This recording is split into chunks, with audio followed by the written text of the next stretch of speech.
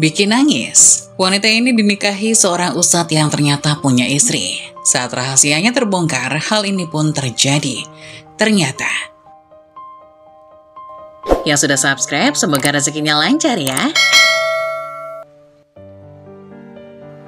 Karena adanya demo buruh besar-besaran yang banyak menutup akses kendaraan, Arina yang sudah 4 jam terjebak di dalam bus memutuskan untuk turun dari kendaraan untuk berjalan kaki mencari jalan pintas. Tak terasa hari semakin gelap, membuatnya ingin cepat-cepat pulang agar masih sempat belajar untuk ujian akhir semester yang akan berlangsung besok. Awalnya Arina berjalan dengan beberapa orang teman, tetapi ketika sampai di jalan setapak persawahan, ia harus berpisah karena sudah berbeda arah. Sepanjang jalan setapak yang dipenuhi persawahan itu memang sepi jika menjelang maghrib. Tetapi itu adalah satu-satunya jalan alternatif untuk masuk perkampungan rumahnya. Terdengar masjid dan musola sudah mulai mengumandangkan tadarus, yang berarti akan tiba waktu maghrib. Arina yang sudah separuh jalan itu dikejutkan oleh beberapa laki-laki yang tiba-tiba saja dari balik tanaman jagung yang tinggi mereka berlarian. Awalnya dia mengira itu petani yang juga sedang dalam perjalanan pulang. Tetapi saat mencium asap rokok dan sesuatu menyengat seperti bau alkohol, dia meyakini mereka adalah segerombolan pemuda yang sedang mabuk. Tanpa menoleh, Arina mempercepat langkahnya, pura-pura tidak tahu karena takut. Namun langkah yang beradu dengan semak-semak itu terdengar mengikuti langkahnya. Sampai kemudian tubuhnya terpental ke belakang karena tasnya ditarik. Setelahnya wajahnya ditutup oleh sebuah kain dengan bau keringat yang menyengat. "Ah, lepaskan, lepaskan!" teriak Arina berusaha melepaskan kain yang menutupi wajahnya. Gelak tawa yang dipastikan ada 4 orang itu, kemudian menjamah bagian tubuh Arina dengan sembarangan. Membuat Arina semakin memberontak, berusaha melepaskan diri. "Tolong lepaskan, jangan lakukan, tolong! Kita bawa saja ke tempat kita tadi," ucap salah satu dari mereka. "Iya cuy, mumpung di sini lagi sepi. Lumayan buat hidangan penutup," timpal yang lain. "Kalau begitu kita lakukan bergantian." "Oke, tapi gue duluan ya yang nyoba. Mungkin aja dia masih perawan." "Jangan, tolong jangan!" Arina berteriak dan meronta-ronta saat tubuhnya terangkat dalam gendongan 4 laki-laki tersebut. Iya, tubuh perempuan mana yang sanggup melawan cengkeraman 4 laki-laki? Kaki dan tangan saling terpenjara, balutan seragam putih abu-abu terkoyak membuat tubuh Arina polos. Ditambah mata tertutup kain yang sudah dipastikan membuat Arina tidak bisa mengenali 4 orang pelaku tersebut. Lantunan azan maghrib kemudian beradu dengan jerit kesakitan Arina yang dipaksa tanpa nurani. Seolah hari itu adalah takdir terburuknya, karena tidak ada satu orang pun yang mendengar ceritanya untuk menolong. Bayangan orang tua dan masa depannya bisa dipastikan hancur. Satu-satunya harapannya saat itu hanyalah semoga saja raganya tetap dibiarkan bernyawa. "Terima kasih tubuh indahmu, Nona cantik," ucap salah seorang yang bergegas meninggalkan tubuh tidak berdaya itu bersama 3 temannya. "Brengsek kalian semua!" pakik Arina yang berhasil melepaskan kain yang menutup matanya. Samar-samar dia melihat 4 laki-laki tanpa nurani itu berlari meninggalkannya begitu saja. "Ya Allah, tolong aku!" pakiknya lagi yang hanya bisa menangis merasakan kesakitan di tubuhnya. Dengan terus terisak dan terseok-seok, Arina melanjutkan langkah untuk pulang saat langit sudah mulai menghitam. Jemarinya terus mencengkeram bawah perutnya yang terasa begitu sakit dan perih. "Bapak, Ibu!" pakik Arina yang terus membayangkan wajah orang tuanya nanti. Sampai di rumah, Arina mengetuk pintu belakang rumah. Riana yang masih mengenakan mukena langsung dibuat terkejut dengan keadaan anak perempuannya yang lusuh dan tengah menangis. "Rin, kamu kenapa, Nah?" Arina langsung menjatuhkan diri dalam pelukan ibunya dan menangis keras. "Kamu kenapa, Nak? Kenapa kamu pulang dalam keadaan begini?" tanya Riana. Aku diperkosa, Bu," ucap Arina sambil menangis. "Astagfirullahalazim," ucap Riana terkejut.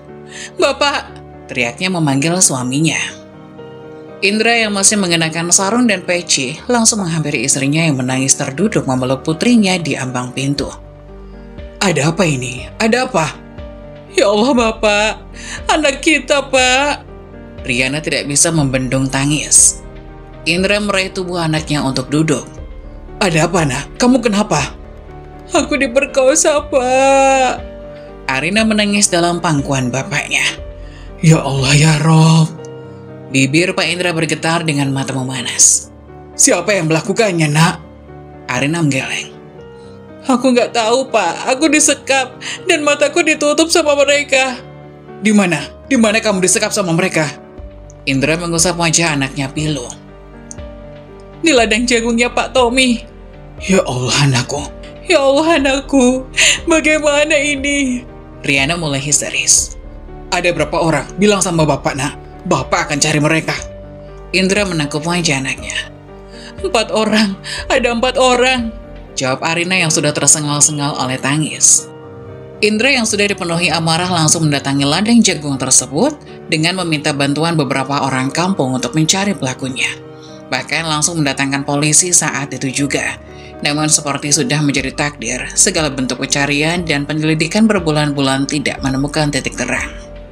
Dari sanalah gunjingan tentang Arina dimulai. Tidak sedikit yang menuduh jika gadis yang masih berusia 17 tahun itu bukan diperkosa, melainkan memang salah pergaulan. Mengingat pergaulan anak zaman sekarang yang sudah di luar batas.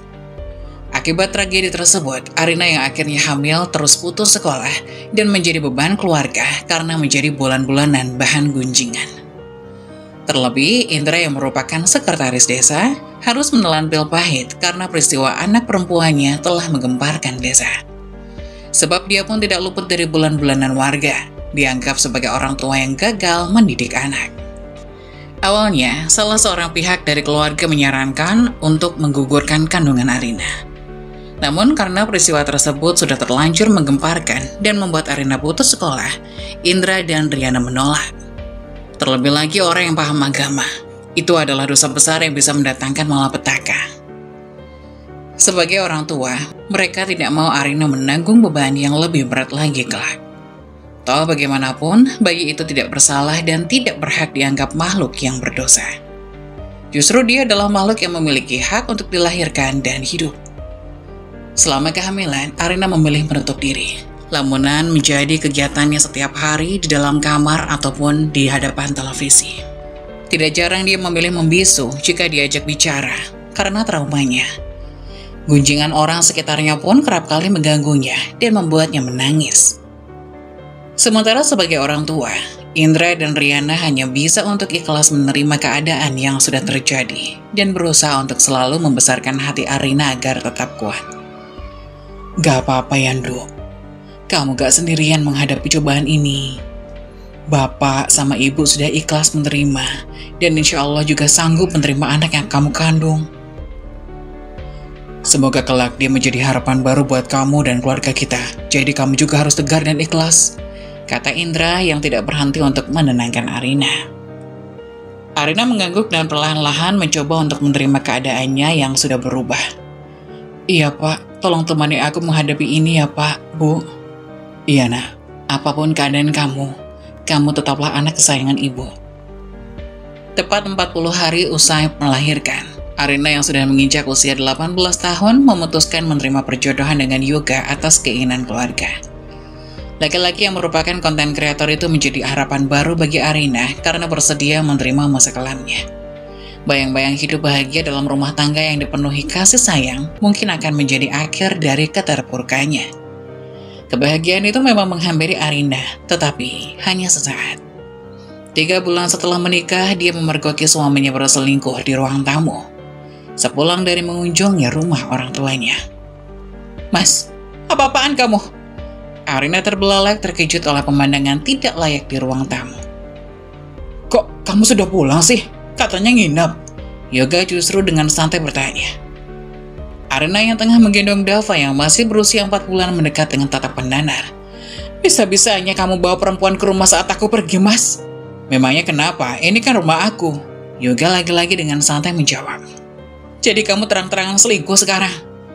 Yoga tersenyum kecut seraya memakai kembali celananya. Ya sudah Rin, kamu maklumi saja namanya juga laki-laki. Mbak, kamu itu perempuan macam apa selingkuh sama suami orang? Arina menunjuk tajam perempuan yang tanpa malu membiarkan tubuhnya polos di atas sofa. Perempuan tersebut juga tersenyum kecut.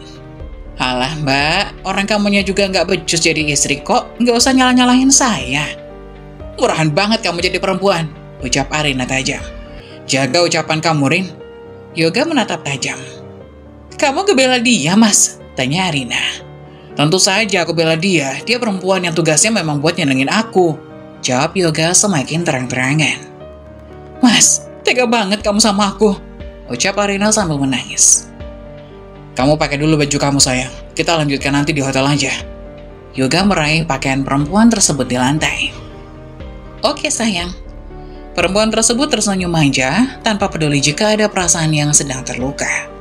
Usai meletakkan Dava ke dalam kamar, Arina yang ingin lebih leluasa dalam beramarah melangkah cepat meraih rambut panjang perempuan itu tanpa malu.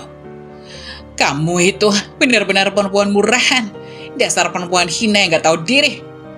Aduh, bekik perempuan tersebut kesakitan. Gak usah jambak-jambak dong mbak, orang suami kamu sendiri yang tergila-gila sama aku, ucapnya tanpa tahu malu. Lepaskan Rin.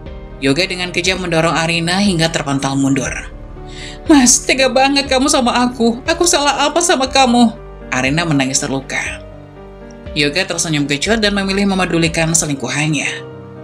Kamu gak apa-apa kan? Kamu tunggu di mobil ya, aku akan nyusul kamu. Ya udah, aku tunggu di mobil. Kamu selesaiin dulu nih sama istri kamu yang gak berguna ini. Perempuan tersebut menatap sinis Arina. Dasar perempuan kurang ajar. Arina yang semakin terpancing kembali bergerak untuk menyerang. Yoga dengan cepat mencengkram tangan Arina yang berusaha kembali menyerang perempuan yang sudah 2 bulan menjadi simpanannya. Jangan berani-beraninya kamu mukul dia. Dia nggak ada urusan sama masalah rumah tangga kita. Permasalahan rumah tangga kita itu murni aku sama kamu, bukan sama orang lain. Gimana nggak ada urusan? Perempuan murahan itu jelas-jelas dengan sengaja ingin menghancurkan rumah tangga orang, Mas. Dia dengan sadar tahu kalau kamu sudah menikah. Tutup mulut kamu, Rin. Bentak Yoga. Gak usah nyalain orang lain dalam urusan rumah tangga kita. Karena permasalahan rumah tangga itu terletak di kamu. Dan gak usah ngata-ngatain perempuan lain murahan kalau kamu sendiri juga perempuan murahan sebelum aku nikahi. Sambungnya tajam. Jahat banget kamu sama aku, Mas. Arina memukul-mukul Yoga dengan menangis. Salah kamu sendiri, gak pernah becus ngurus aku. Yoga kembali membentak hingga membuat Dava menangis kencang di kamar. Gak becus gimana? Tanya Arina. Kamu itu lebih sibuk ngurusin anak haram kamu itu ketimbang ngurusin aku. Yoga menunjuk dengan bengis keberadaan Dava di kamar. Anak haram kamu bilang? Perasaan Arina semakin tersayat. Iya, anak haram. Kenapa? Kamu sakit hati? Yoga semakin menantang. Kamu itu perempuan yang sudah rusak, Rin. Harusnya kamu bersyukur karena aku mau nikahin kamu. Sekarang ngapa aja, ini sebuah bentuk timbal balik. Jadi biarkan aku bersenang-senang semauku dengan perempuan lain kalau kamu gak becus ngurus aku. Ucapnya tajam. Mas, aku ini diperkosa, bukan dengan sengaja membuat diriku rusak. Gak seharusnya kamu mengatakan itu sama aku. Halah Rin, itu juga karena kamu gak bisa menjaga diri kok. Kamu dulu bilang bisa menerima masa laluku. Kenapa sekarang kamu ungkit dan merendahkanku? Bahkan kamu ngata-ngatain anak aku sebagai anak haram. Salah dia apa sama kamu, Mas? Karena dia yang ngebikin kamu gak becus ngurus aku. Seharusnya kamu gak ngelahirin dia, Rin. Selain bikin malu, dia juga ngerepotin kita. Bisa-bisanya kamu ngomong begitu, Mas. Bagaimanapun dia juga anak aku, Mas. Karena aku yang melahirkan. Gak peduli bagaimanapun masa kelamnya, dia adalah anak aku. Iya, anak kamu yang haram kan? Desis Yoga tajam. Arina yang sudah tersayat-sayat hanya bisa menggeleng-geleng pilu dengan sosok kejam Yoga yang baru dia ketahui. Kenapa kamu bisa begini sama aku, Mas? Aku kira rumah tangga kita akan baik-baik saja dengan kamu menerima keadaan aku. Karena aku bosan kamu abaikan terus. Jadi aku butuh perempuan lain yang bisa menyenangkan aku dan memuaskan hasratku. Salah kamu sendiri terlalu sibuk sama anak haram itu, ketimbang sama aku suamimu. Jadi maklumi saja ya. Karena semua laki-laki memang seperti ini kalau merasa diabaikan, Rin. Kalau kamu gak bisa menerimanya, kamu bisa memilih buat cerai. Lagi pula, kamu memang gak becus jadi istri buatku. Ucap Yoga tajam yang bergegas menyusul selingkuhannya. Mas, harusnya kamu bisa membicarakannya sama aku baik-baik perihal kekuranganku, bukan dengan cara berselingkuh seperti ini. Arina menahan lengan Yoga. Yoga menepis kasar tangan Arina. Sudah terlambat, Rin. Berkali-kali kamu telah menolak tugas kamu sebagai istri hanya karena tangisan anak haram itu tiap malam. Aku udah gak bisa memakluminya lagi. Bahkan sekarang aku sangat benci anak haram kamu itu. Sudah banyak masalah di rumah ini gara-gara anak itu. Cukup. Tolong berhenti mengatakan anakku sebagai anak haram, Mas. Teriak Arina. Kalau begitu aku akan menceraikan kamu, karena aku udah gak mau lagi hidup dengan anak haram kamu itu. Yoga kemudian melangkah menyusul selingkuhannya. Arina yang sudah amat terluka hanya bisa terduduk menangis, beradu dengan tangisan Dava. Baru 3 bulan dia mencoba untuk membuka lembaran baru, tetapi entah kenapa, Tuhan kembali mendatangkan ujian hidup yang berat baginya. Ya Allah, kenapa begini? Aku harus bagaimana ini? Ini akan kembali menjadi aib untuk keluargaku. Bekik Arina menangis. Iya, niat hati Arina yang ingin memulihkan nama baik keluarga dengan menerima pinangan Yoga justru malah berakhir nestapa saat ini. Dengan membawa sebuah tas besar, Arina memutuskan kembali ke rumah orang tuanya bersama Dava yang masih berusia 4 bulan dalam gendongannya. Pulang ke rumah dengan menumpahkan tangis di atas pangkuan orang tua adalah pilihan terbaik atas kerapuhannya saat ini. Sebab tidak ada tempat pulang terbaik selain pulang ke rumah.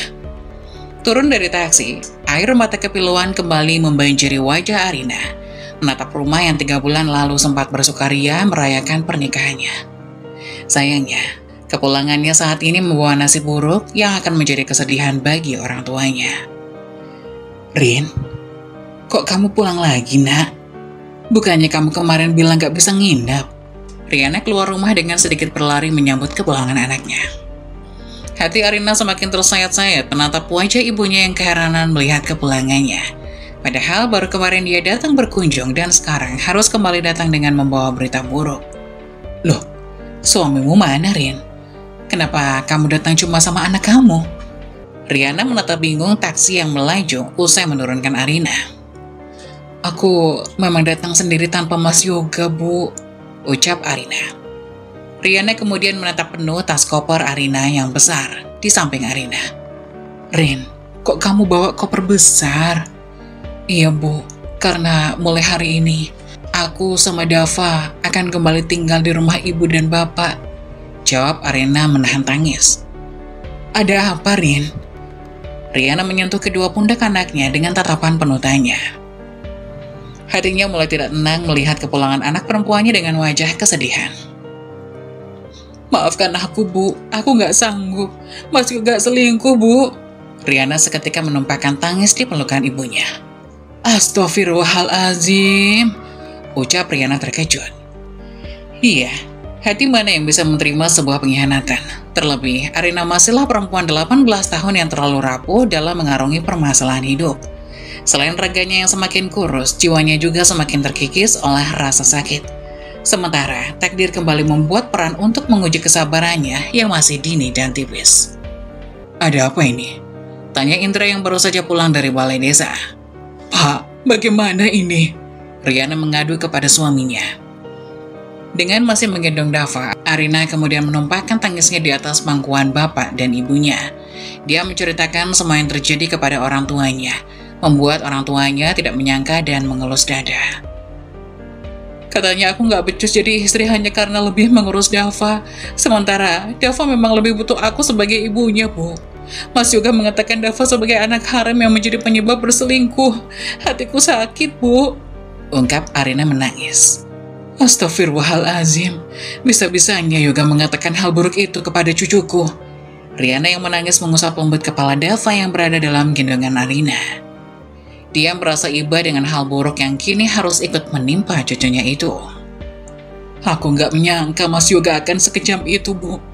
Aku kira dia benar-benar tulus menerima aku dan Dava. Bapak menyesal telah menikahkan kamu dengan Yoga, nak. Bapak sangat menyesal. Geram Indra menatap nanar nasib buruk anak perempuannya. Sebagai seorang ayah yang memiliki tugas menikahkan anak perempuannya, tentu saja Indra merasa menyesal sekarang. Pernikahan yang dia kira akan menjadi awal yang baik bagi kehidupan Arina, justru menambah daftar nasib buruk Arina. Kemarahan dan kekecewaan jelas dirasakan oleh Indra dan Riana pada Yoga saat ini. Laki-laki yang mereka percaya bisa menjaga dan memberikan kebahagiaan pada Arina justru berakhir membuat Arina pulang seorang diri dengan membawa sakit hati. Maafin aku, Pak, Bu. Aku nggak sanggup berumah tangga sama Mas Yoga. Aku nggak mau Dava jadi bahan ejekan Mas Yoga. Itu sangat menyakitiku. Mas Yoga nggak benar-benar tulus menerima aku dan Dava, ucap Arina. Kamu nggak salah, nak. Ikhlaskan dan kembalilah pada bapak dan ibu. Bapak juga sakit hati kalau kamu dan Dava dihina dan direndahkan seperti itu. Indra mengusap lembut kepala putrinya yang berada di atas pangkuannya. Apa nggak bisa dibicarakan baik-baik buat diperbaiki, Pak? Mungkin saja Yoga hilaf dan bisa memperbaikinya. Riana masih mencoba berharap. Indra menggeleng. Enggak, Bu. Bapak sudah sakit. Kata talak itu sudah keluar dari mulut Yoga. Itu sudah cukup buat Bapak. Tapi rumah tangga mereka masih seumur jagung, Pak. Toh kita sudah lama menjalin hubungan baik dengan keluarga Yoga. Bukankah sebaiknya kita rundingkan dulu dengan dua keluarga? Riana mencoba memberi pendapat. Keluarga mereka memang baik sama keluarga kita, Bu. Tapi nggak dengan kelakuan anak mereka yang sudah sangat keterlaluan sama Arina. Bapak nggak ikhlas kalau ada yang merendahkan Arina hanya karena masa lalunya. Anak kita nggak seburuk itu, Bu. Indra kaget dengan kemantapan hatinya ingin menyudahi rumah tangga Arina. Bercerai juga bukan jalan keluar, Pak. Itu bisa menjadi aib buat Arina dan keluarga. Arina berganti bersimpuh di atas pangkuan Riana dengan tatapan memohon. Bu, tolong, Bu. Aku nggak mau melanjutkan pernikahan ini. Lebih baik aku menjanda saja daripada anakku nanti yang menderita. Lebih baik Arina segera berpisah. Gak ada kata hilaf dalam rumah tangga jika sudah menyangkut perselingkuhan, Bu. Kita nggak bisa membiarkan Arina bertahan dalam rumah tangga yang sudah menyakiti sejak awal. Tegas Indra menolak pendapat istrinya. Riana yang tidak bisa berbuat apa-apa hanya bisa menangis, mendapatkan tatapan memohon Arina dan keputusan tegas suaminya. Meski baginya perceraian akan menimbulkan masalah baru, tetapi itu adalah keinginan Arina. Sebagai seorang ibu tentu saja, nalurinya ikut sakit dengan nasib buruk yang menimpa anak semata wayangnya itu. Ini bukan salah kamu, nak. Justru bapaklah yang harusnya merasa bersalah di sini. Karena sudah salah mempercayakan kamu kepada Yoga. Jika tahu akan begini nasibmu, bapak juga nggak akan menikahkan kamu dengan Yoga, kata Indra menahan tangis. Tangisan Dava kemudian semakin menambah pilu suasana, membuat Riana segera mengambil bayi mungil itu dari gendongan Arina dan menciuminya. Entah kenapa begitu malang nasib cucunya itu semenjak lahir ke dunia. Selain kerap mendapatkan gunjingan tetangga, sekarang juga harus mendapatkan hinaan dari Yoga.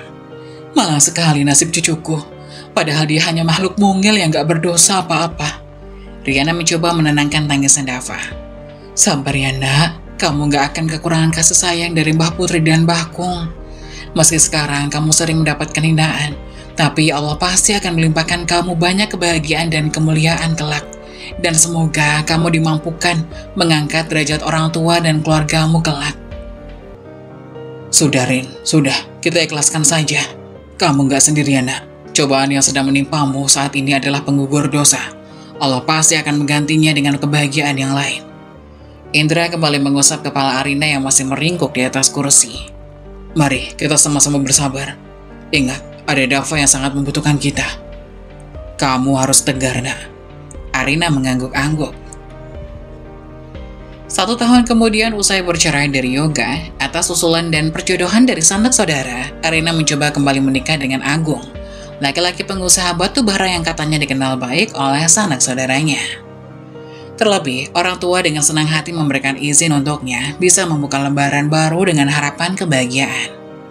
Meski dengan syarat dia harus ikut bersama suami dan keluarga besarnya di Kalimantan. Pernikahan kedua itu membawa sesuatu hal yang berbeda bagi Arina, karena tepat setelah melangsungkan pernikahan, Agung menghadiahinya honeymoon di Bali selama seminggu. Karena hanya ingin menikmati waktu berdua layaknya sepasang pengantin itulah, Agung mengusulkan untuk menitipkan Dava pada orang tuanya sementara. Seminggu di Bali memang serasa di surga bagi Arina. Hanya saja, sebuah kejanggalan muncul tatkala Agung langsung membawanya ke Kalimantan sepulang dari Bali, tanpa menjemput Dava. Dia menjanjikan akan menjemput Dava seminggu lagi usai mengunjungi sanak saudaranya yang tak bisa datang ke pernikahan.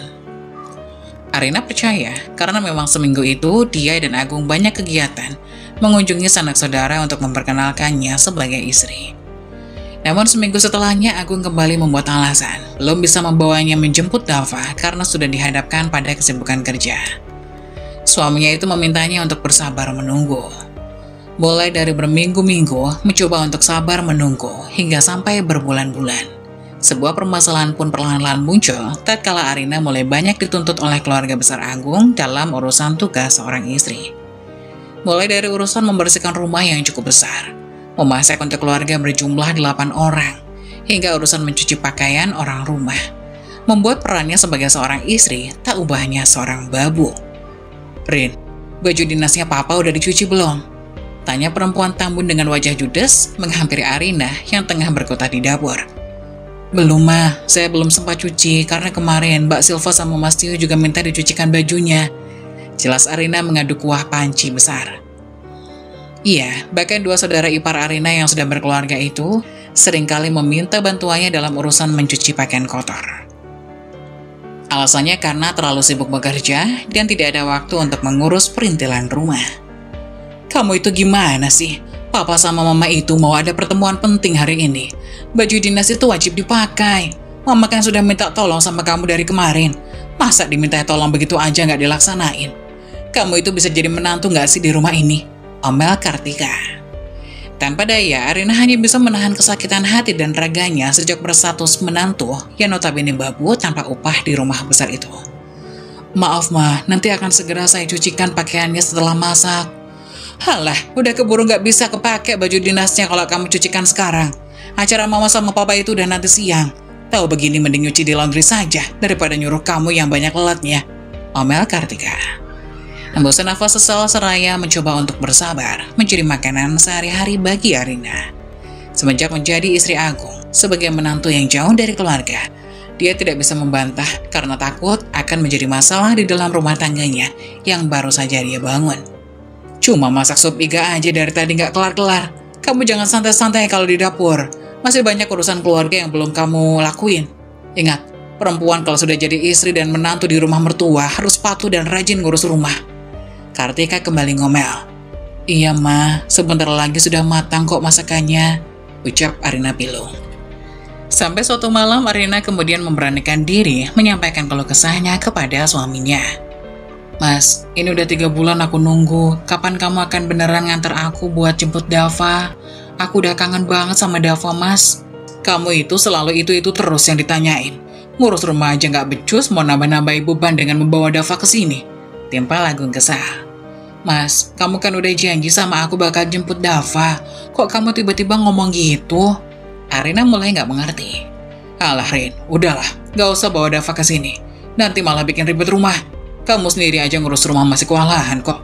Biarkan aja Dava tinggal sama orang tuamu. Lagi pula, orang tua kamu masih sehat dan bisa jagain Dava kan?" Agung mulai sengit. "Tapi dia anak aku, Mas. Dia masih membutuhkan aku sebagai ibunya. Sudah seharusnya aku yang merawatnya, bukan orang tuaku," debat Arina. "Kamu bisa nggak sih nurut sama perkataanku? Bantah terus dari tadi," bentak Agung dengan tatapan tajam. "Kamu kok tiba-tiba begini?" Bakik Arina menahan tangis. "Kamu itu jadi perempuan gak usah banyak maunya. Tugas kamu sebagai istri itu nurut sama suami. Kalau aku bilang gak usah bawa Dava ya gak usah. Ngurus suami aja gak becus mau ngurus anak segala," kata Agung. "Bukan aku yang gak becus ngurus rumah, tapi mereka semua yang seenaknya sama aku di rumah ini, Mas," seru Arina kesal, menumpahkan apa yang sudah dipendamnya selama ini. Sebuah tamparan keras membuat Arina tersungkur di atas kasur. "Jangan berani-berani menghina keluargaku, kamu, Rin." Agung semakin naik pitam. Arina memegang pipinya dengan menangis terseduh-seduh.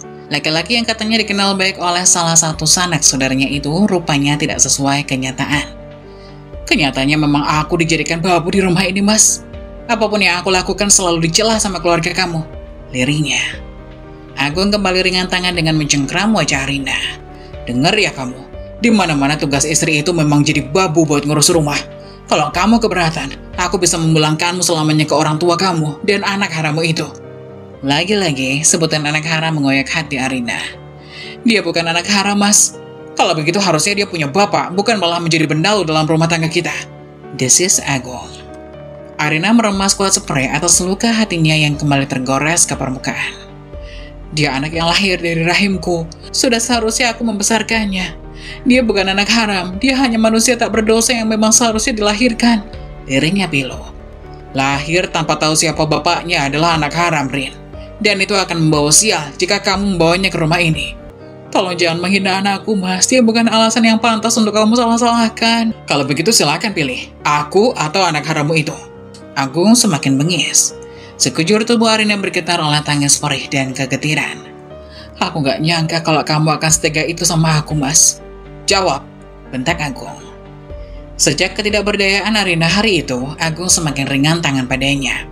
Terlebih jika dia merengek minta ingin berkunjung pulang ke Jawa. Belum lagi, mertua dan saudara iparnya semakin menjadi memperlakukannya tanpa nurani. Pilihannya dalam bertahan adalah penjara yang penuh siksaan setiap harinya. Lagi-lagi, kepulangan Arina ke rumah orang tuanya membawa kabar buruk dari pernikahannya bersama Agung yang hanya bertahan 6 bulan itu. Pernikahan penuh siksaan itu membuatnya memilih pulang ke pangkuan orang tua usai mendapatkan talak yang dilayangkan Agung. Assalamualaikum, Bu. Arina mengetuk pintu. Waalaikumsalam, sahut Riana dari dalam. Mendengar suara ibunya, Arina yang berusaha untuk tersenyum tepat pintu di hadapannya terbuka. Rin, kamu pulang, nak? Kok nggak ngasih kabar kalau datang? Kami semua kangen banget sama kamu. Riana langsung memeluk Arina penuh kerinduan dan kebahagiaan. Aku juga kangen sama kalian, Bu. Ucap Arina memeluk erat tubuh ibunya seraya menahan tangis. Rin, apa kabar, nak? Indra yang muncul dari dalam rumah langsung menghampiri untuk memeluk anak perempuannya. Bapak. Arina berganti memeluk bapaknya dengan perasaan semakin sesak karena menahan tangisnya. Suami kamu mana? Riana celingukan menatap sekeliling mencari sosok Agung. Arina melepas pelukan bapaknya dan tertunduk pilu bersama isakan. Aku pulang seorang diri, Bu. Riana membeku dan dibuat bertanya-tanya dengan koper besar di belakang Arina. Rin, kenapa kamu pulang seorang diri dengan bawa koper besar? Seketika itu Arina langsung menangis pilu menatap kedua orang tuanya. Bu, Pak. Ada apa, Rin? Kenapa kamu menangis, nak? Indra menatap khawatir anak semata wayangnya pulang dengan menangis terisak-isak. Rin, kenapa lagi, nak? Ada apa ini? Tanya Riana tidak sabar. Pak, Bu, aku ditalak. Lirik Arina tersengal-sengal oleh isak tangis. Tubuh Indra dan Riana seketika lemas mendengar kabar buruk itu.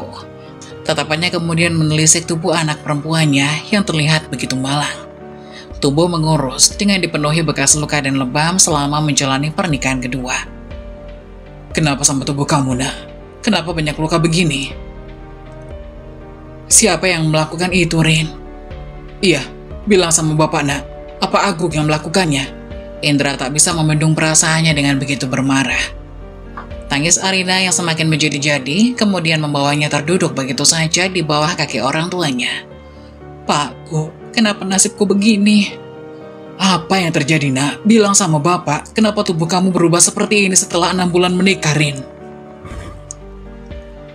Apa yang sudah Agung lakukan sama kamu? Indra berjongkok dan menangkupkan wajah Arina yang penuh air mata untuk meminta jawaban. Aku dijadikan pembantu di rumah mereka, Pak, Bu. Mas Agung juga selalu memukuli aku. Sekarang dia nalak aku, ungkap Arina. Ya Gusti, dosa apa anakku sampai kembali kau uji seperti ini? Dosa apa keluarga kami hingga kembali kau beri penderitaan anakku seperti ini? Riana ikut terduduk, menangis dan mengusap-usap bekas luka di tubuh Arina.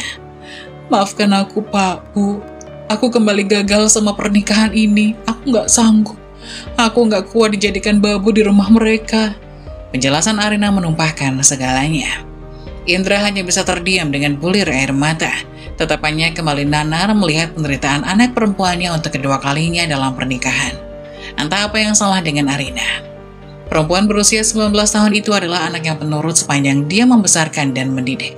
Namun kenapa selalu mendapatkan laki-laki yang salah? Tegas sekali mereka memperlakukan anakku seperti ini, ucap Riana sambil menangis. Mas Agung juga melarangku untuk membawa Dava. Aku udah gak sanggup, Pak, Bu. Raga dan hatiku sakit semua. Bagi Arina menangis di atas pangkuan Riana. Benar-benar gak punya hati mereka. Katanya sudah menganggap kami kerabat, tapi bisa-bisanya mereka memperlakukan anakku seperti ini. Indra mengeraskan rahang bersama bulir air mata. Bagaimana ini, Pak? Kenapa anak kita mendapatkan perlakuan seperti ini? Tanya Riana tak mengerti. Bapak yang akan mengurus berkas-berkasnya, Rin. Kamu nggak perlu bertemu sama Agung selama proses gugatan. Semuanya Bapak yang akan mengurus.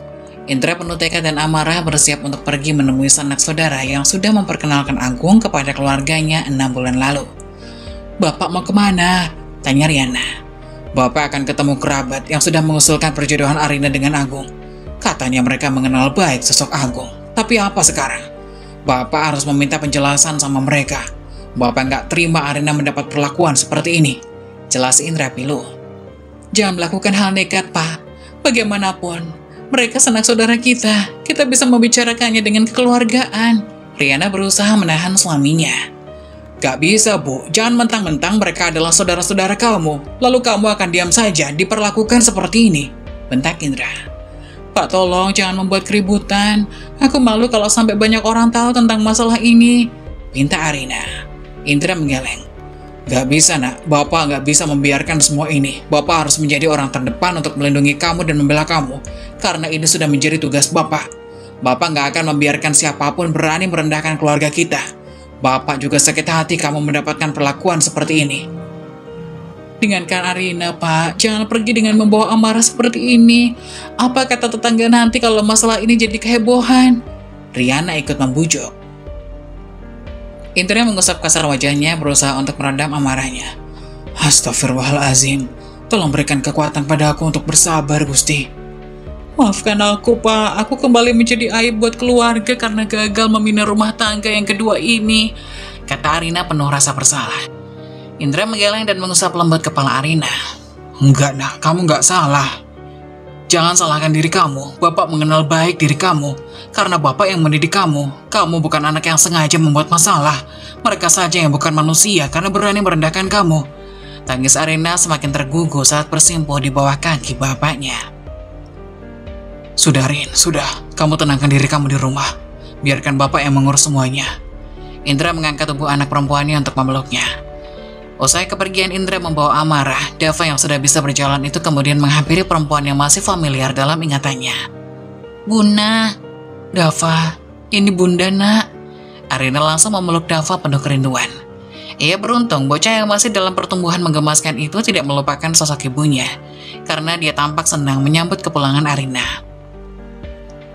Maafin Bunda ya, Nak. Bunda harus membawa kamu dan merawat kamu, tapi Bunda malah ninggalin kamu di sini.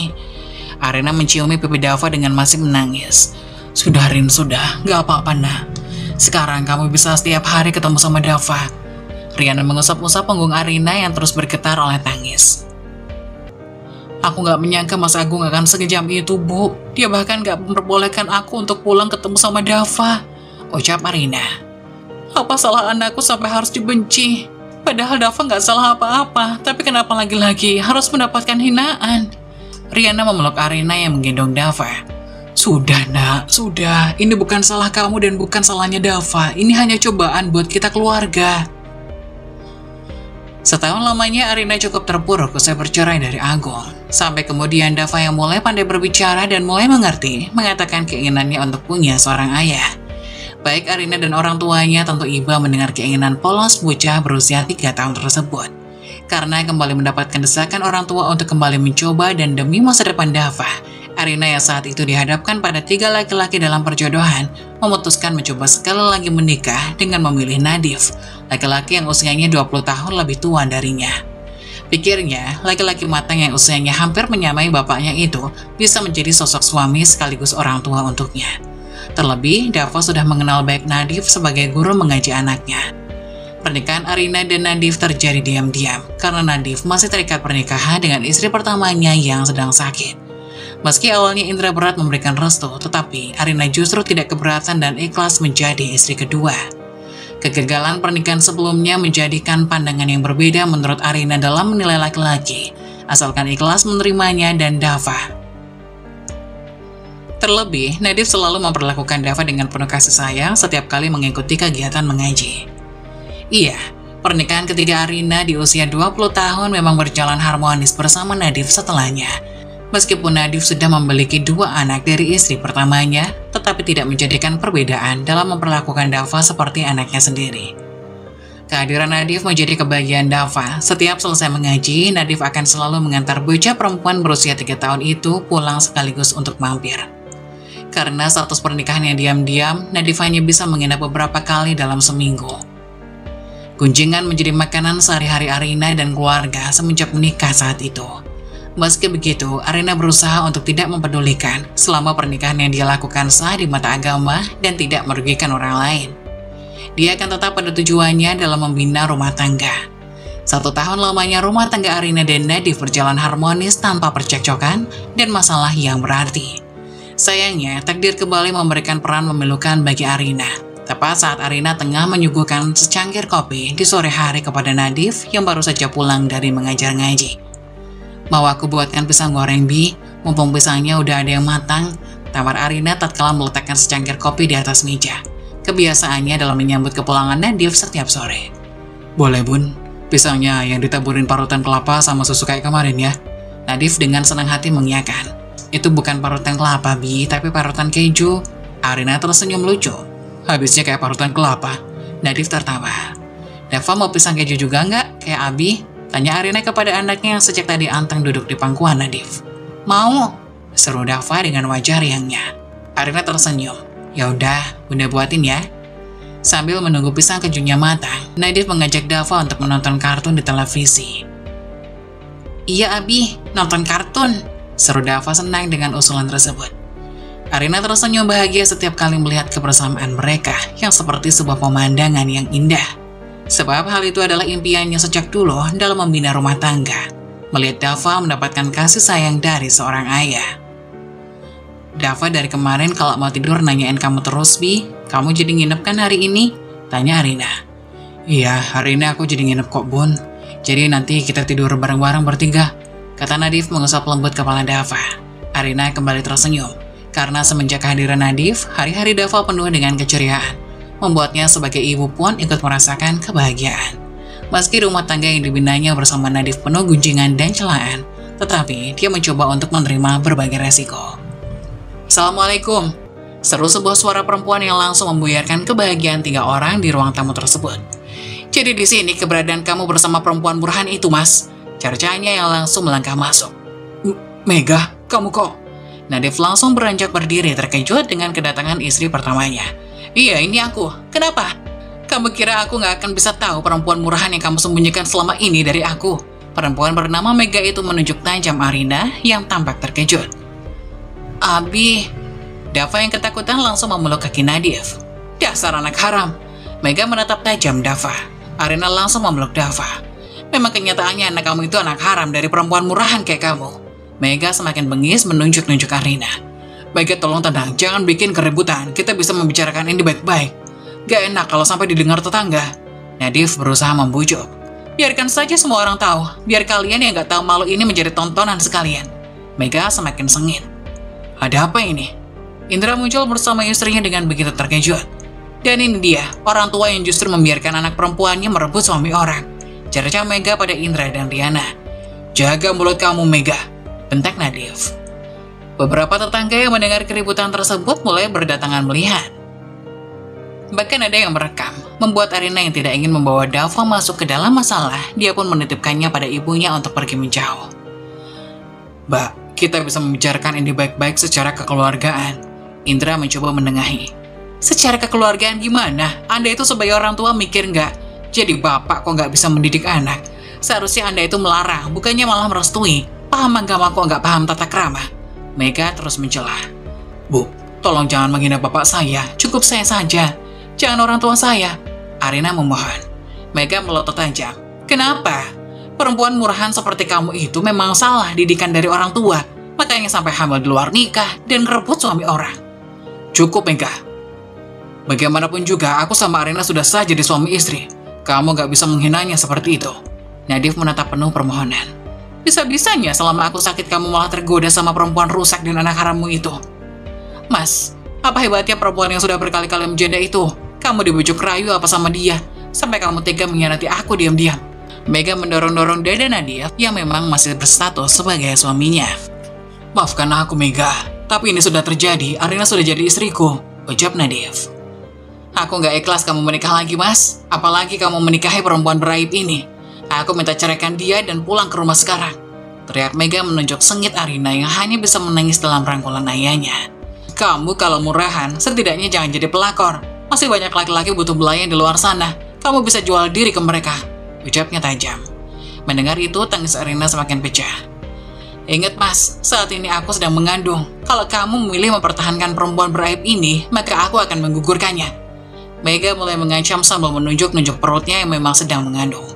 Kalau sampai mati aku gak akan pernah ikhlas kamu menikah lagi. Dan itu akan menjadi dosa besar buat kamu sebagai seorang suami. Mendengar ancaman dari Mbak Mega, istri pertamanya itu, Nadif terlihat begitu ketakutan. Bagaimana tidak, suami mana yang tidak panik mendengar ancaman dari istrinya yang akan menggugurkan buah hati yang sedang dikandung. Bahkan bayi itu pun tidak tahu apa-apa, bayi yang tidak berdosa. Tunggu Mega, kamu jangan bilang begitu, kita bisa bicarakan hal ini dengan baik-baik, kata Nadif. Apa yang harus dibicarakan dengan baik-baik mas? Semua ini udah jelas, kamu begitu tega melakukan ini semua. Lihat sekarang, akulah yang jadi korban di sini, jawab Mbak Mega. Aku tahu ini berat untukmu, tapi apakah harus diselesaikan dengan cara begini? Arina adalah istriku yang sah, dan kamu juga tahu hal itu. Tidak mudah bagiku untuk menceraikannya seperti permintaanmu. Kenapa nggak bisa mas? Kamu telah tega melakukan ini semua dengan dia di belakangku dengan mudahnya. Lalu kenapa kamu tidak bisa menceraikannya? Apa kamu tidak setega itu dengan dia, dan kamu lebih memilih tega denganku dan calon bayi kita ini? Bukan begitu maksudku. Nadif terlihat kebingungan menjawab pertanyaan dari Mega. Kalian bisa hentikan semua ini. Jika ingin ribut dan bertengkar, lebih baik kalian pulang ke rumah kalian. Aku tidak ingin anakku dilihat banyak orang, kata ayah Arina yang sudah memeluk anaknya itu. Kenapa memangnya? Bapak malu? Harusnya kalau bapak malu dengan tingkah laku anak bapak itu, harusnya bapak beritahu dia. Merebut suami orang itu adalah sebuah kesalahan besar, kata Mbak Mega. Sudah, aku ingin selesaikan ini di rumah kita. Aku tak ingin masalah ini kemana-mana dan jadi tontonan semua orang, kata Nadif sambil menarik tangan istri pertamanya itu. Aku pun tidak bisa berkata-kata lagi. Kulihat kepergian Mas Nadif bersama istrinya itu keluar dari rumah. Hatiku hancur berkeping-keping, kenyataan yang harus aku terima sangatlah pahit. Pria yang kukira baik, yang dapat membimbingku menjadi seorang wanita yang benar, kini ternyata bermuka dua. Tega menipuku dan tidak berkata jujur. Semua angan-anganku hancur lebur begitu saja. Ternyata Mas Nadif mempunyai istri lain dan tengah mengandung anaknya. Kini aku pasrah, entah apa yang harus akan terjadi besok. Hanya keluargaku lah yang selalu mendukung dan menerima apa adanya diriku. Arina, saya ingin bertanya padamu. Aku pun terkejut mendengar ayahku tiba-tiba memanggilku dari arah belakang. Saat itu aku sedang melamun di sofa depan dekat dengan jendela. Ada apa ya? Jawabku sambil memandang ke arah pria yang kukenal kuat seumur hidupku. Ayah khawatir dengan dirimu nak. Maafkan ayah apabila ayah belum bisa menjadi seorang ayah yang baik untukmu. Semua apa yang kamu alami selama ini itu tak terlepas dari kegagalan ayah dalam menjaga kebahagiaan dan kehormatanmu. Ayah terlalu berambisi dan tergesa-gesa mengambil keputusan dalam memilihkanmu seorang pria untuk menjadi pendamping hidupmu, tanpa mengetahui lebih dalam siapa pria itu. Dan akhirnya kamu menjadi korban dari kegagalan ayah. Maafkan ayah Rina, maafkan, kata ayah kepadaku sambil kulihat air matanya menetes penuh dengan penyesalan. Ayahku begitu iba dengan nasibku yang begitu tidak beruntung dan selalu mendapatkan kesialan. Sudah ayah lupakan. Aku tidak apa-apa kok, nasibku memang seperti ini. Tuhan telah menggariskan bahwa aku harus menjalani hidup yang berat. Ayah tidak perlu khawatir dan merasa bersalah. Insya Allah aku ikhlas kok. Namun bagaimana dengan nasib pernikahanmu ini jika Nadif benar-benar akan menceraikanmu dan memenuhi keinginan istrinya yang tengah hamil itu? Bagaimana? Apa kamu akan menjadi janda lagi? Atau bagaimana jika istri Nadif itu mau dimadu? Akankah kamu bersedia untuk menjadi istri kedua? Ayah belum siap nak, kamu bisa lihat sendiri istri pertamanya. Aku tidak yakin jika kamu akan bahagia hidup bersama Nadif kelak. Aku tidak tahu ayah, Semua sudah kupasrahkan dengan keputusan Mas Nadif. Jika memang dia lebih memilih menceraikanku, aku akan siap menjadi janda untuk kesekian kalinya. Namun, jika aku akan menjadi madunya, menjadi istri kedua, aku lebih baik mundur. Aku tidak ingin menyakiti hati istri dan anaknya kelak. Sudah cukup penderitaanku ya. Aku tidak ingin menjadi penghalang bagi orang lain, dan aku tidak ingin namaku menjadi lebih buruk lagi di mata orang-orang. Ayah mendukungmu, Arina.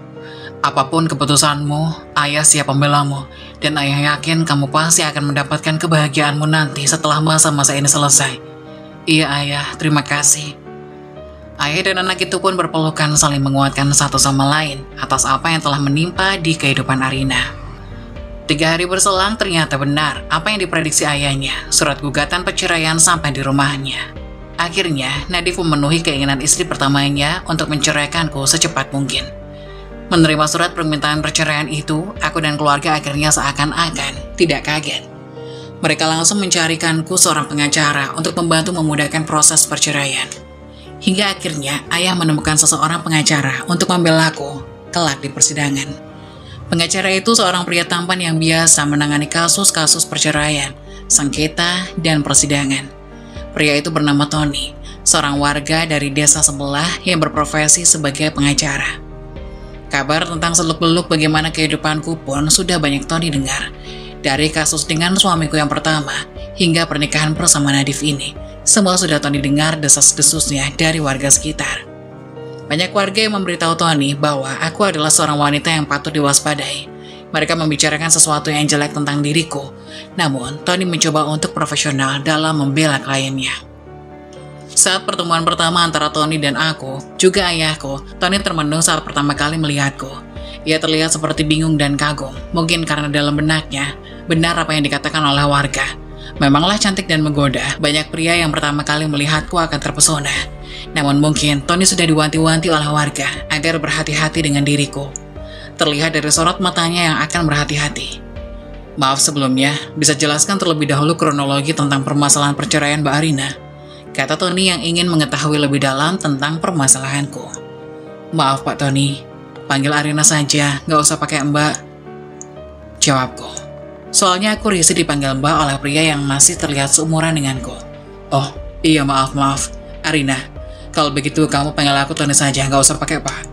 Baiklah, jadi begini. Aku pun menceritakan panjang lebar tentang kronologi kejadian pernikahanku dengan Mas Nadif. Hingga akhirnya istrinya menuntutku bercerai dengan suaminya itu. Tony pun seakan-akan terlihat sedikit agak bingung, mungkin ia merasa janggal karena beda dengan cerita versi warga-warga sekitar. Jadi kalau begitu, kamu sebagai korban dong? Tanya Tony. Ya jelas anakku ini adalah korban. Dari awal kami tidak tahu bahwasannya Nadif sudah punya istri. Saya tahu lebih awal, jelas saya tidak akan mengizinkan dan meminta anakku menikah dengan pria itu. Jawab ayah. Wajar saja Tony bicara seperti itu, karena yang dia tahu aku adalah seorang wanita penggoda yang merebut suami orang. Tatapan matanya pun berubah menjadi seorang pria yang merasa iba dan prihatin atas nasibku.